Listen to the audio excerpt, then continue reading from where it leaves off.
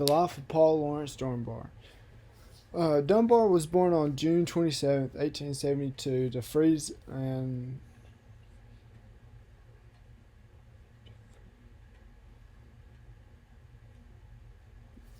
babe. What?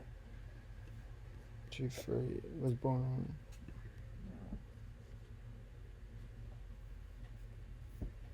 To freed slaves. was born on June 27th, 1872, to free slaves from Kentucky. Yeah. That don't make sense though. They were born to freed slaves. Freed slaves from the South had him in Kentucky. That's where they lived. Mm.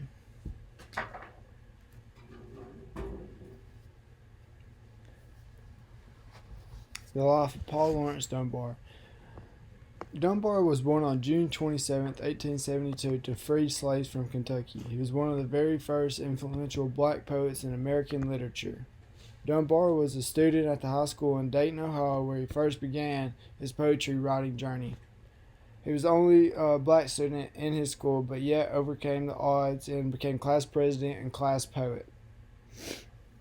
2 years before Dunbar graduated, he already published in the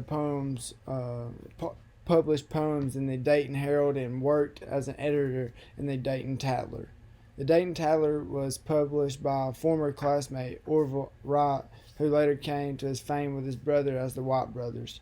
Dunbar wished to continue his studies in law school, but his mother did not have the financial stability to provide that.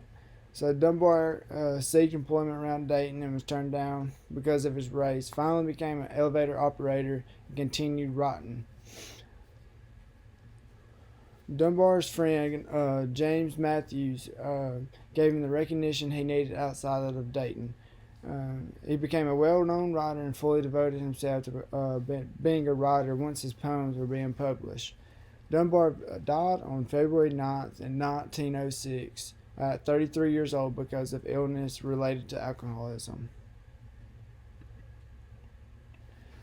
In a summary of the symphony, in Paul's poem Symphony, he talks about a bird flapping his wings and singing because he is miserable.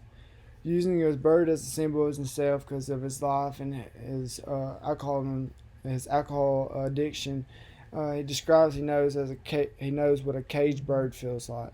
This is used to show the speaker's lack of freedom by relating to a caged bird. He's trapped by his alcoholism. We must conclude, since Dunbar was living in the late 1800s, that the bird is also a symbol of all the struggles of the African Americans in this time with slavery and the unequal rights. African Americans were segregated and had little to no freedom during that time. The caged bird is singing and flapping his wing to show that he is alright and will live. The strong power state of mind was in every African American at this time in history. This is why Dunbar wrote Sympathy, because he wanted everyone to know how miserable and unfair it was being black. And lines I found interesting from the poem Symphony: and the faint perfume from its chalice steals. Here Dunbar is referring to a flower as a chalice or wine glass, which comes from a beautiful smell. The way he uses metaphors for flower and the word steals is very important because he considers this a simple thing as a gift when others would not. Another one is till its blood is red on the cruel bars. And he wanted us to picture in our heads how hard and long the bird beats his wings on the cage and the fight for the cage to get out of the cage. This might be a metaphor for the mental illness, depression that he endured during his life, the always being let down and just stuck in life. Many people with depression hurt themselves when they are stuck in a situation like this with no freedom and no way out or expressing themselves. And some more content with it. And a pain still throbs in the old scars. I personally love this line because Dunbar is telling us that time does not heal everything. The old scars are still hurting, maybe not physically, but the bird still remembers and draws pain from these scars. It is not a carol of joy or glee. Dunbar is confirming here that this is not a story of happiness. The bird is not singing because it's happy, or is not flapping its wings because he's excited or is out in the early morning. This is a bird is miserable. He does not want to be in this cage. Birds are meant to fly in freedom, and he is caged up uncontrollably. They may have not been riding out. Okay, let's see. They may have not been riding every single day, but they've seemed happy most days, but they're miserable. Just the wheel of fighting. You have your ups and downs, good days and bad days. Literary devices used in sympathy.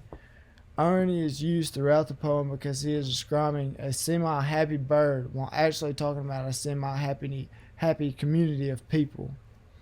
Repetition is also used by Dunbar repeating, "I know why the caged bird," and then proceeds to say sings or beats his wings. He wants to make sure the reader knows that it's not only relating, he is feeling the same thing as or the same way as this bird. He also literally devices used in sympathy. Imagery is used in almost every sentence, till its blood is red on the cruel bars, till pain still throbs.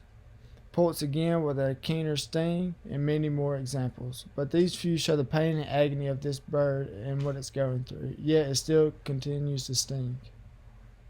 His metaphors and simile are apparent throughout the story as well. River flows like a stream of glass, faint perfume from its chalice stills, and many more. Dunbar refuses to use simple, easy word or phrases. He loves to use complex and more in-depth words to describe the bird in his story. The meaning behind sympathy. The meaning that Paul Dunbar was trying to get across to his readers that the bird is simple for the black community in the late 1800s. Black people were miserable, yet looked happy most of the time. They went on and lived their lives, yet it was not normal. They were not treated the same or given the same opportunities, yet they looked together as well put together as any other person.